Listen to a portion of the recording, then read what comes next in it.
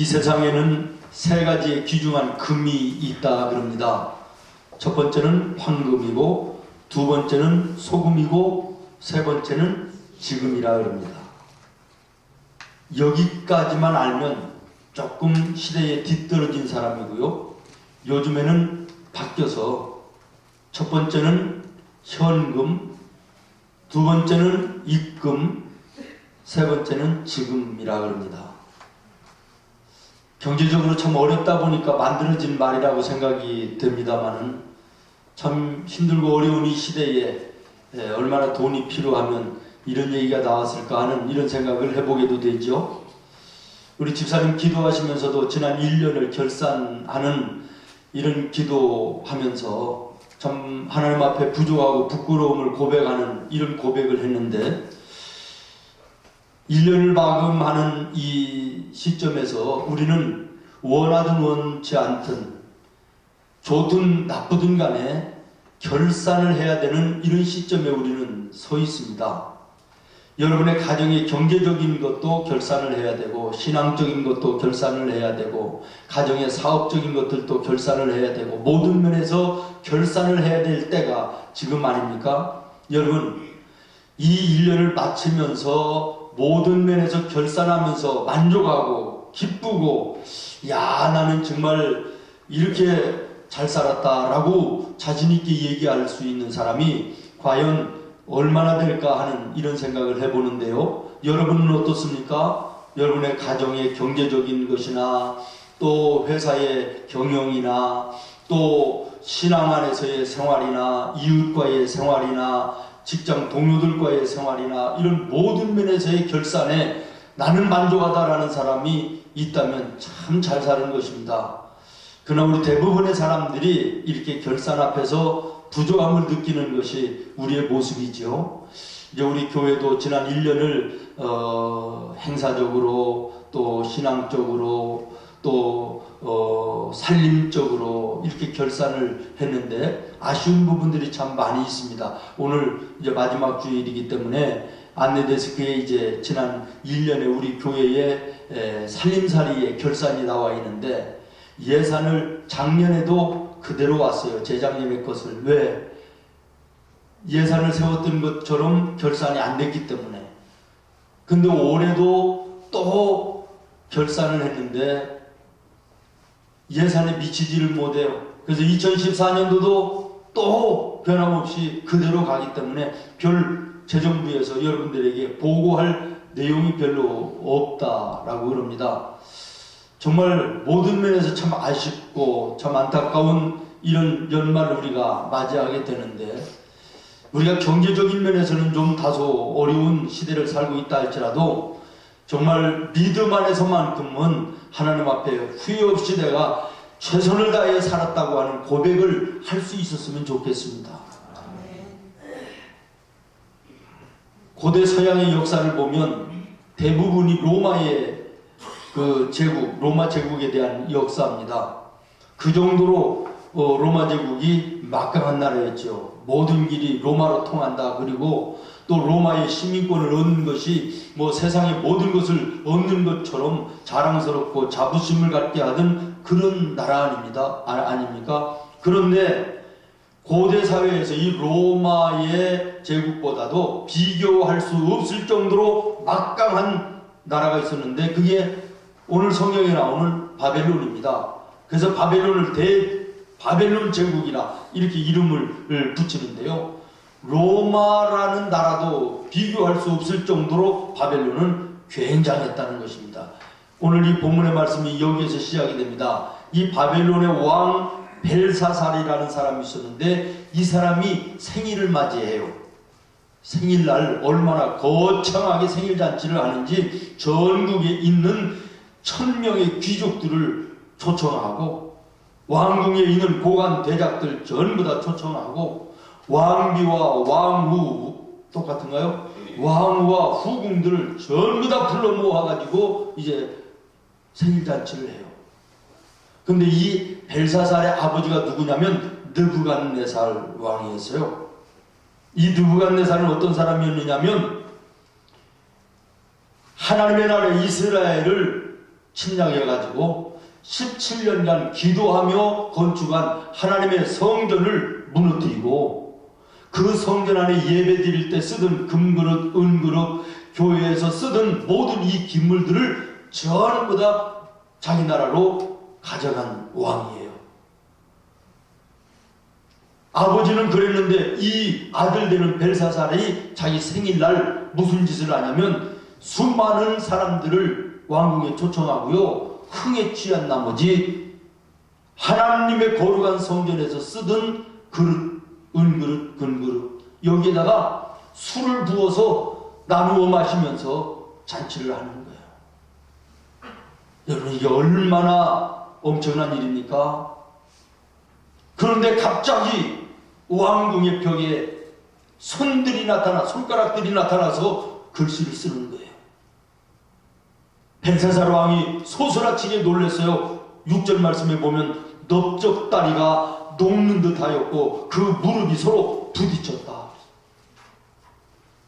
사람이기 때문에 양심이 있고 하나님이 두려운 것을 알아가지고 소스라치게 놀랐다는 거예요. 그래서 이게 무슨 글씨인지를 해석을 하라고 그러는데 해석할 줄 아는 사람이 아무도 없어요. 그래서 바벨론의 술객들, 박사들, 모든 사람들을 전부 다 불러서 해석을 시키는데 아는 사람이 없습니다. 그런데 왕비가 얘기하는 거예요. 저 이스라엘에서 끌어온 포로 중에 젊은 청년이 하나 있는데 다니엘이라는 사람이 있다. 이 친구는 하나님의 사람이기 때문에 무슨 꿈이든지 무슨 하나님의 일이든지 전부 다 알 수 있는 사람이다. 이래서요 다니엘이 불려나가요. 벨사살 왕이 다니엘에게 얘기해요. 네가 만일 여기에 쓴 글을 전부 다 나에게 알려주기만 한다면 내가 이 나라의 두 번째의 권세를 너에게 줄 것이고 굉장한 선물, 금은 보화를 선물로 주겠다 이래요. 그랬더니 다니엘이 뭐라고 하는지 아십니까? 금은 보화, 많은 선물 나 필요 없습니다. 그거 왕이 가지십시오. 제2의 권세 그것도 필요 없습니다. 그것도 왕이 가지십시오. 그러나 내가 하나님의 뜻을 왕에게 알려드리겠습니다. 그러면서 이 글을 읽어주고 해석해 주는데 이 말씀의 내용이 오늘 본문이에요. 메네 데겔 우바르신. 메네 데겔 우바르신. 이 메네라고 하는 뜻은 하나님이 당신의 권세를 오늘부로 끝냈습니다 라는 뜻입니다. 두 번 메네 한 것은 결단코 하나님이 돌이키지 않을 것이고 반드시 그렇게 하실 것이라고 하는 이런 의미가 있는 것이다. 그 다음에 데겔이라고 하는 것은 하나님이 당신을 저울 위에 올려놓고 달아보니 함량이 미달됩니다 라는 뜻입니다. 우바르신이라고 하는 뜻은 그러기 때문에 당신의 나라를 두 쪽으로 가르치고 당신의 나라는 결국에 망하게 될 것입니다 라는 이런 뜻입니다 라고 알려줍니다. 그리고 나서 30절에 내려가서 보면 그날 밤 몇 시간 후에 새벽 시간에 벨사살 왕이 염나라인 고레스의 그 침입을 통해서 취한 채로 살해되어 비참한 만류를 맞게 되는 것입니다. 나라는 망하여 두 쪽으로 갈라져서 메대와 바사로 나뉘어집니다. 저는 이 말씀을 준비하고 이 말씀을 다시 묵상하면서 나의 지난 1년을 하나님께서 하나님의 저울에 올려놓으실 때 과연 나에게 무엇라고 말씀하실까를 다시 한번 생각하고 묵상했습니다. 저는 1년을 마감할 때마다 이 말씀을 늘 잊지 않고 기억합니다. 언젠가도 이 말씀을 여러분들에게 설교했던 것도 기억이 납니다. 여러분 1년을 마무리하는 이 시점에서 하나님께서 벨사살 왕을 하나님의 저울에 올려놓았을 때 내가 너를 보니 부족하다. 내가 원하는 함량에 미달된다라고 얘기하셨던 것처럼 오늘 나의 신앙, 나에게 하나님 맡겨주신 모든 일들, 이런 모든 일들에 정말 하나님 앞에 어떤 선언을 받을 수 있을까라고 하는 것을 생각을 했습니다.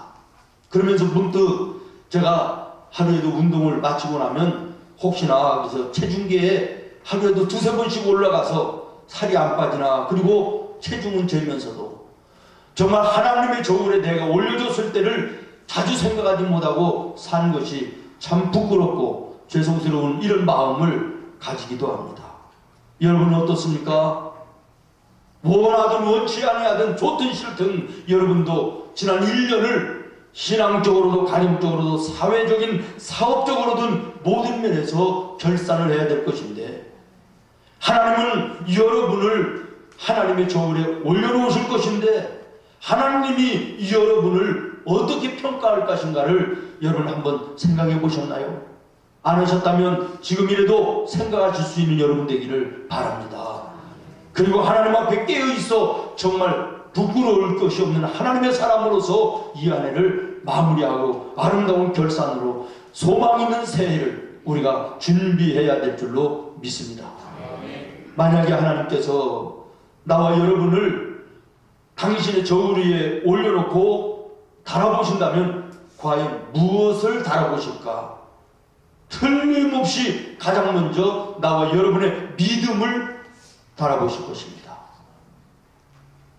아멘이 안 되십니까? 무엇을 달아보시겠다고요? 믿음을 달아보실 거예요. 틀림없습니다. 다시 말하면 우리가 하나님을 나의 구주로 확실하게 믿고 의지하고 신뢰하며 경외하며 그 뜻을 쫓아서 어느 정도 살았나, 이것을 다뤄보시지 않겠습니까? 사람들은 흔히 오늘 열심히 봉사하고 오늘 열심히 예배에 참석하고 열심히 처자도 나오고 헌금 생활도 하고 이런 사람들을 믿음이 좋은 사람이다, 이렇게 얘기를 합니다. 물론 믿음이 있으니까 그런 어려운 일들을 잘 감당하겠지만 꼭 그런 것만은 아닙니다. 아니, 아닐 수도 있는 것입니다. 사람에게 보이고자 해서, 사람에게 칭찬을 듣고자 해서 그렇게 할 수도 있지 않습니까? 일시적인 감정의 뜨거움으로 일시적으로 그렇게 할 수도 있지 않습니까? 요즘에는 신천지 같은 이단들은 교회에 슬며시 들어와서 3년, 5년, 심지어는 길게는 10년 동안 열심히 봉사하고 열심히 예배 참석하고 열심히 헌금하고 사람들로부터 인정받기 위해서 열심히 10여 년 동안 그렇게도 한답니다. 왜? 자기의 목적을 이루기 위해서 의지적으로라도 한다는 거예요. 믿음이 있어서가 아니라, 마음의 성령의 감동으로 뜨거워서가 아니라 자기의 사욕, 이것을 채우기 위해서, 자기의 목적을 이루기 위해서 그렇게도 한다는 것이에요. 여러분, 진정한 믿음이라고 하는 것은 예수님이 나의 구주 되심을 내 마음으로 인정하고 입으로 고백하는 것부터 시작이 돼요. 나는 영적으로는 죽었던 자인데 하나님 나를 사랑하심으로 예수님을 이 땅에 보내주셨다. 예수님은 나의 모든 죄를 대신 지시고 십자가에 피 흘려 돌아가셨다. 내가 그 예수님의 십자가의 보혈을 믿는 거로 나는 구원받은 하나님의 자녀가 되었다. 그러므로 나는 구원의 빚진 자로 내 삶에서 주님을 영화롭게 하고 하나님이 원하시는 아름다운 삶을 살리라 결단하고, 그리고 내 삶 속에서 그렇게 살아드리는 것이 진정한 믿음인 줄로 믿습니다. 사도 바울은 예수님을 만나기 전에는 누구 못지않게 자랑할 것이 많은 사람 아니었습니까? 공부한 것도 가문도 뭐 여러가지 잘난 거, 여러가지 내놓을 만한 것들 너무 많아. 입만 열면 사람만 만나면 자랑하는 것이 자기 자랑, 세상 자랑, 물질적인 자랑, 이런 것들 아니었습니까? 그러나 내가 예수를 만난 이후에는 이 모든 세상의 자랑을 분토처럼 여기고 나는 오직 예수님만 자랑한다고 자랑하고, 할렐루야. 환난이 오고 비박이 오고 고난이 믿음은 조금도 흔들림이 없이 예수님만 바라보고 예수님과 함께하는 믿음의 길을 걸어가는 줄로 믿습니다. 이것이 진정한 믿음인 거예요. 일시적인 뜨거움 때문에 일시적인 열심 못 낼 사람이 어디 있습니까? 진정한 믿음은 구원받은 그 한 가지 때문에 삶의 어려움이 오고 삶의 환난이 오고 병마가 찾아오고 실패가 찾아왔을지라도 흔들림이 없이 하나님의 뜻이 있음을 기억하며 인내하고 기도의 무릎을 꿇고 말씀을 붙들고 흔들림이 없이 하나님을 향하여 나아가는 자가 진정한 믿음의 사람인 것입니다. 조금만 어려움이 오고 조금만 아픔이 오고 조금만 고난이 오고 조금만 내 생각대로 안 되어지면 주님을 멀리하고 예배를 멀리하고 주님이 맡겨준 일에 불성실한 이런 모습인 우리 인간의 모습이 얼마나 많이 있습니까? 다시 말씀드립니다. 하나님께서 나와 여러분을 당신의 저울에 올려놓고 재어보신다면 첫 번째로 믿음을 보실 것이다. 하나님은요, 당신의 저울에 올려놓고 재어보고 나서 하나님의 일을 맡기시든지 복을 주시든지 은혜를 주시든지 그렇게 하는 것이지 무조건 주시는 것이 아닌 것입니다.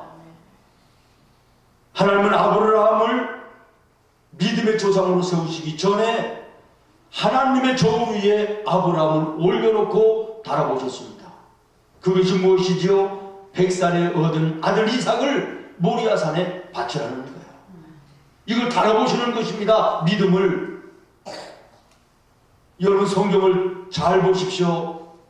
아브라함은 하나님이 이 죽은 내 아들을 다시 부활하게 하실 것을 믿는 믿음이 있었기 때문에 모리아산에 가서 칼로 제물을 치려고 했던 이런 믿음이 있었다고 기록합니다.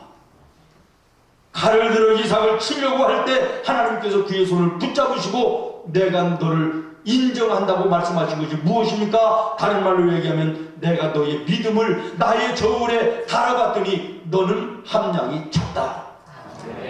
여기에 하나님께서 사명을 주시고 복을 주시고 그로 인하여 인류의 모든 사람들이 조상이 되게 하는 놀라운 은혜를 베풀어 주신 줄로 믿습니다. 예수님이 수르보니게아라는 이런 동네에 가셨을 때 여인 하나가 달려나와서 내가 주님이신 것을 내가 믿습니다. 우리 딸이 귀신 들려 여기저기 쓰러지고 비참하고 참담해서 볼 수가 없는데 고쳐주시옵소서 부탁을 할 때 예수님이 매몰차게 거절합니다. 나는 자식에게 줄 떡을 개에게 던져주는 거 원치 않는다. 개 취급을 하는 것입니다. 웬만하면 사람 많다고 하던 예수가 무엇 이럴 수 있냐고 원망하고 욕하고 돌아갔을 수도 있습니다만은 이 여인 그러지 아니하고 개들도 주인의 밥상에서 떨어지는 것은 주워 먹을 수 있지 않습니까? 그러면서 매달리는 여인을 보면서 내 믿음이 너를 구원했다고 말씀합니다. 다시 말하면 나의 저울에 너를 얹어놓고 달아보니 너의 믿음이 함량이 찼다는 거예요. 사랑하는 여러분, 다시 말씀드립니다. 1년을 맞춰지는 이 시점에서 하나님께서 나와 여러분의 믿음을 하나님의 저울에 올려놓으셨을 때 과연 무엇라고 말씀하실까?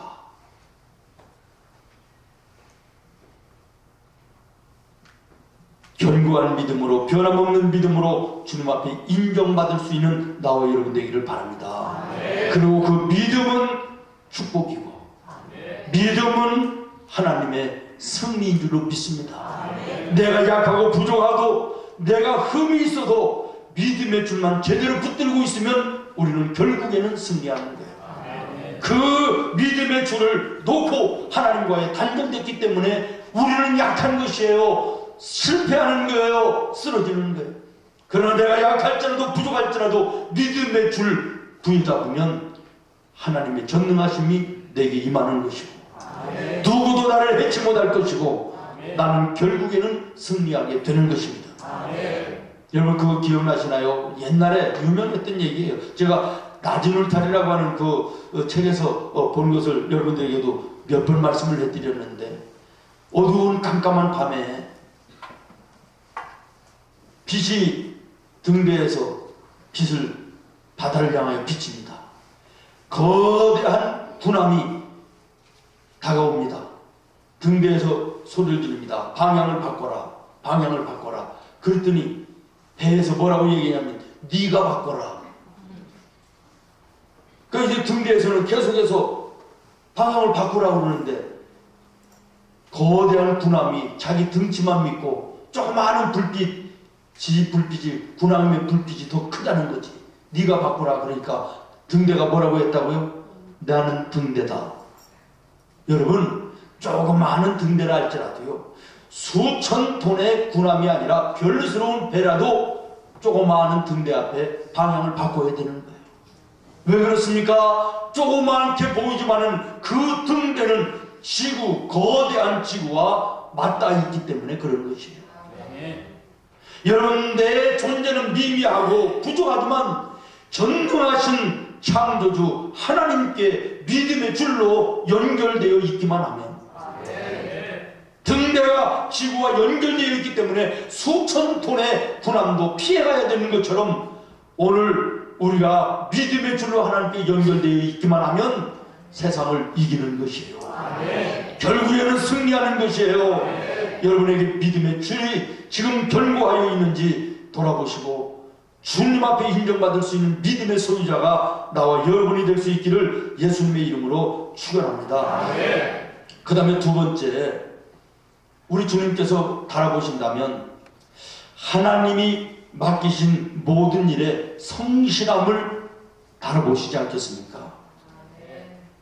하나님께서 여러분을 가정에서 맡겨주신 일, 직장에서 맡겨주신 일, 세상에서 맡겨주신 일, 하나님의 교회를 통하여 교회에서 맡겨주신 많은 일들이 있는데, 이 일들에 대한 어느 정도 성실했는가라는 것을 저울질해 보시지 않겠느냐, 그런 말이에요.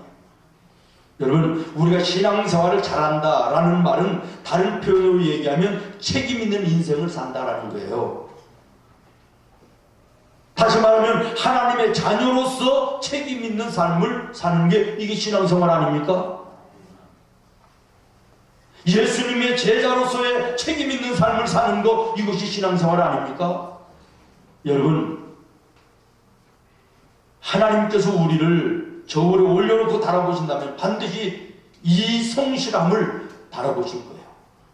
이 사람이 얼마나 신실한가, 진실성이 있는가, 성실하고 정직한가, 의로운 길을 걸어가고 있는가, 이거 바라보지 않겠습니까? 이것은 우리 인생을 살아가는데 재산 중에 재산입니다. 정말 하나님의 사람들의 정직함, 성실함, 신실함, 이것은 우리 예수 믿는 사람들에 있어서 세상 사람들과의 경쟁력입니다. 오늘 우리 세상 사람들로부터 우리 성도들이 왜 손가락질을 당합니까? 없이 영입을 당합니까? 이 구별이 없기 때문에 안 그렇습니다. 세상 사람들과 똑같이 불성실해요. 세상 사람들과 똑같이 거짓말해요. 둘이 한 자리에 앉고서요. 주일날 교회 가는 것만 다르지 일반적으로 삶에 사는 모습은 자기들과 다를 바가 없다고 인정하기 때문에 욕하는 거예요. 없이 여기는 거예요. 소금이 맛을 잃으면 길에 버리워져서 사람들에게 밟힐 뿐이라고 예수님 말씀하셨는데, 그 현상을 우리가 지금 당하고 있는 거 아닙니까? 여러분, 하나님이 맡기신 가정의 일에, 일터에서의 일에, 하나님의 교회에서의 일에 성실했습니까? 어느 정도 정직했습니까? 어느 정도 신실했습니까? 옛날에 도산 안창호 선생님이 나라를 빼앗기고 미국에 잠시 머무는 동안에 교포들에게 강조하는 것이 있었는데, 당신들이 성공하기를 원한다면 세 가지를 기억하십시오. 첫 번째, 한국인은 믿을 수 있다라는 믿음을 사람들에게 받아야 됩니다. 한국인의 가게에 가면 안심하고 물건을 살 수 있다고 하는 신뢰를 받아야 됩니다. 한국인 기술자에게 일을 맡기면 틀림없다고 하는 말을 들어야 됩니다. 이렇게 가르쳤다 그러네요. 여러분, 오늘 우리가 귀담아 드려야 될 얘기라고 생각합니다. 정말 예수 믿는 사람은 믿을 수 있어. 이런 얘기 들어야 되지 않겠어요? 저 사람 예수 믿는 사람이야. 저 사람한테 일을 맡기면 틀림없어. 저 사람 교회 다니는 사람이야. 그것도 생문교회 다니는 사람이야. 저 사람한테 맡기면 틀림없어. 저 가게에 가서 물건을 사면 정직해. 거짓말하지 않아. 이게 우리 예수 믿는 성도들의 경쟁력인 줄로 믿습니다. 그 제가 하나님 앞에 기도할 때 어떻게 기도한다고요? 하나님, 우리 생물교회 성도들이 세상에 나가서 살 때 예수 믿는 것이 뭐가 되게 해달라고? 경쟁력이 되게 해주시옵소서. 생물교회를 다니는 것이 뭐가 되게 해주시옵소서. 브랜드가 되게 해주시옵소서. 저는 그렇게 기도합니다. 그런 우리 성도들이 되기를 예수님의 이름으로 축원합니다. 여러분, 신앙생활이라는 것은 입만 가지고 되는 것이 아니에요. 내용이 있어야 되는 것입니다. 구체적인 삶이 뒷받침되어 예수 믿는 열매가 우리의 생활 속에 나타나야 되는 거예요. 사는 모습에서 믿음이 나타나고, 사람을 만남 속에서 진실성이 나타나고, 일에서 성실함이 배어나오는 이런 모습이 오늘 나와 여러분에게 있어야 될 줄로 믿습니다. 요셉을 보십시오. 요셉은 어디를 가든지 성실했어요. 어디를 가든지 신실해요. 어디 가든지 의의 길을 걸어가는 사람이었어요. 이방나라 보디발의 집에 가도 하나님께서 이 성실하고 신실한 요셉으로 인하여 보디발의 집을 축복하셨다. 이세에 8명의 아들이 있었는데요, 이스라엘의 왕으로 선택을 될 때 7명의 아들들은 다 지나가고 성실하게 자기의 일에 충실하고 성실했던 마지막 아들 다윗이 선택이 되고 이스라엘의 왕이 된 거 여러분 기억하십니까? 하나님께서 나에게 맡겨주신 자리에서 성실하게 일하는 자를 하나님 기뻐하시고, 이런 자를 들어서 하나님이 쓰신다는 사실을 기억하십시오. 욥기 8장 6절에 보면 믿음 안에서 깨끗하고 정직하고 성실하면 정령 돌아보시고 너를 의로운 집으로 형통케 할 것이다. 잠언 14장 11절에 성실과 정직한 자의 집은 흥하게 하신다 그랬어요.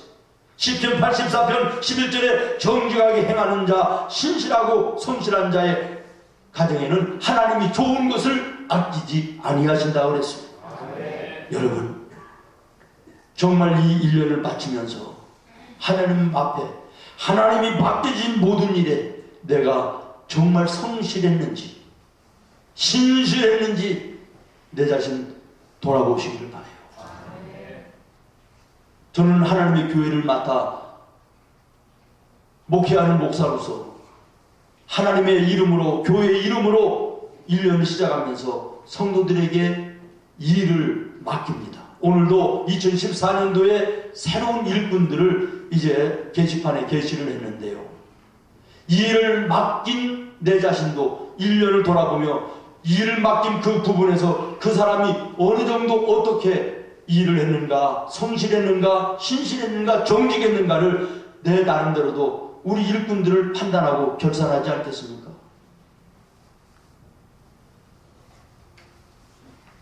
하나님도 마찬가지일 것이 아니냐 그런 말이에요. 하나님 앞에 성실하고 신실하고 정직한, 그래서 하나님의 저울에 올려졌을 때 인정될 만한 이런 아름다운 모습이 있기를 예수님의 이름으로 축원합니다. 마지막으로 세 번째, 우리의 거룩성을 저울질하실 거라 저는 믿습니다. 성도라면요, 성도에게는 거룩성이 있어야 돼요. 뭐가 있어야 된다고요? 옆에 있는 분을 한번 쳐다보세요. 거룩성이 있나? 있어요? 발견되나요? 이 거룩성이라고 하는 것은 구별할 줄 아는 분별력을 의미하는 거예요. 뭐 이렇게 가운을 이렇게 입고 있다고 해서 이게 다 거룩한 게 아니에요. 이 가운 속에도 더러운 것들이 가득해요.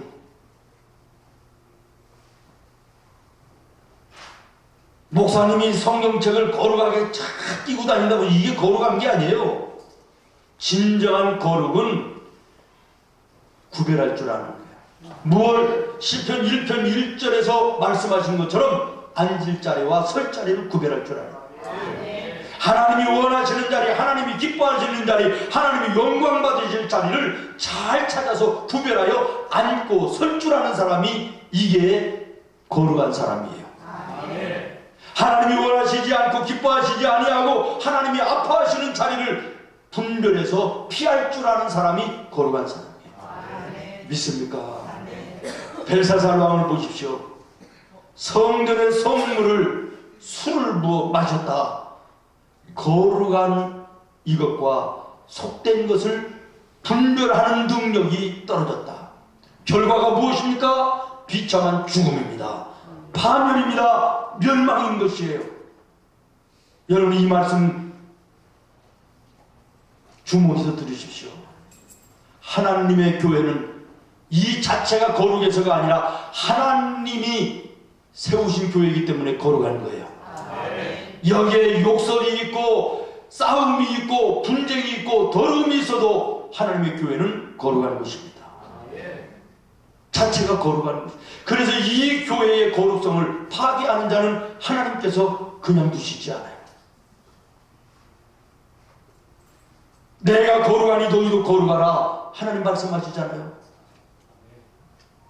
지금 제 사랑하는 후배 중에 한 사람인데 장중동 목사님이라고 지금 저 송릉이라고 하는 곳에 목회를 하시는데 교회를 지금 잘 건축하고 있어요. 추운 겨울인데 지금 열심히 건축하고 있어요. 내일 가서 또 밥을 좀 사주러 내가 가려고 그러는데 아주 열심히 목회하시는 목사님인데 이 교회에 어디서 권사님이 돼서 오셨는지는 모르는데 차우장 골치 아픈 권사님이 한 분 계신데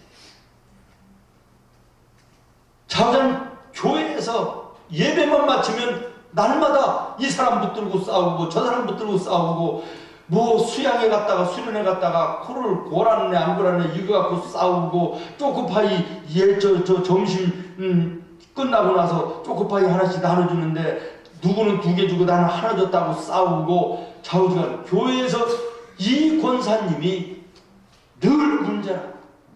은혜롭게 예배를 마치면 한 주간도요 은혜롭게 끝나고 가는 적이 없이 다투는 그런 권사님이 계셨대.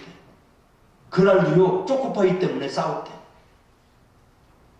다른 권사님하고 막 욕하고 막 머리를 잡고 막 싸웠대네 교회에서. 근데요 우울증을 앓고 있던 딸이 쇠몽댕이 야구바따로 집에서 그냥 잠자는데 그냥 머리를 내려쳐서 즉사해요. 신문에도 나고요 텔레비도 나고 굉장했습니다. 오래됐죠. 여러분 하나님의 거룩한 성전을 속되게 하는 거 얼마나 무서운 거예요. 이 벨사살 왕 보세요. 거룩한 성전에 거룩한 예배에 사용되어지던 이 그릇에 술을 담아 먹는 영적 분별력을 잃어버렸을 때 거룩함을 파괴했을 때 그 인생은 비참하게 파멸될 뿐만 아니라 한 사람의 잘못으로 인하여 나라가 망하는 이런 비극이 오지 않습니까? 여러분 우리 예수 믿는 성도들입니다. 성도라는 이름이 무엇입니까? 거룩한 물이라고 하는 뜻입니다. 여러분 거룩하게 살으셨습니까? 거룩한 존재로 하나님의 교회를 섬기고 있습니까? 거룩함이 무너지면 내 인생은 파멸입니다. 하나님의 교회가 거룩을 이루면 계시록에 예수님 말씀하시는 것처럼 촛대를 옮기리라. 교회를 옮겨버리겠다는 거예요. 교회를 없애버리겠다는 거예요. 이 말씀을 축소하면 우리 성도 한 사람 한 사람이 성도로서의 이름값을 제대로 하지 못하고 거룩성을 잃어버리면 하나님께서 그를 멸하시겠다는 거예요. 여러분 이거 굉장히 무서운 말씀입니다. 1년을 마무리하면서 내가 정말 하나님의 저울에 내 거룩성이 올려졌을 때 인정받을 수 있을 것인가. 이 거룩함과 하나님의 은혜와 복은 직결되어 있음을 여러분 기억하십시오. 자주 말씀드리지만 40년을 광야에서 맴돌던 이스라엘 백성들, 이제 마지막 관문 요단강만 건너면 하나님께서 약속하신 젖과 꿀이 흐르는 축복의 땅입니다. 그런데 마지막 요단강을 건너는 직전에 무엇라고 이스라엘 백성들에게 명령하십니까? 다른 방법을 말씀하시지 않습니다. 너희는 오늘 밤 거룩하게 하라는 거예요. 너의 자신들을 성결하게 하라는 거예요. 여러분, 성결은 하나님의 은혜와 복을 받는 연결고리입니다.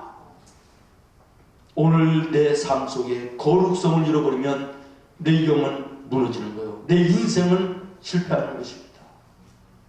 하나님 앞에, 사람들 앞에, 내 자신 앞에 여러분 1년을 다 가기 전에 모든 죄를 회개하고 거룩함을 회복하는 은혜가 있기를 예수님의 이름으로 축원합니다. 복 있는 사람은 악인의 꾀를 쫓지 아니하며 죄의 길에 서지 아니하며 오만한 자의 자리에 앉지 아니하고 거룩함을 지킨다는 거예요. 세상을 살 때 복 있는 사람 어떤 사람이냐? 돈 많고 출세하고 잘 나가는 사람이 아니라 죄 짓는 자리와 죄 하나님이 기뻐하시는 자리를 잘 구별할 줄 아는 사람, 이게 복 있는 사람이에요. 오늘 우리 예배하는 모두는 정말 이 한 해 하나님 앞에 아름다운 결산으로 정말 소망이 넘치는 새해의 주인공들이 다 될 수 있기를 예수님의 이름으로 축원합니다.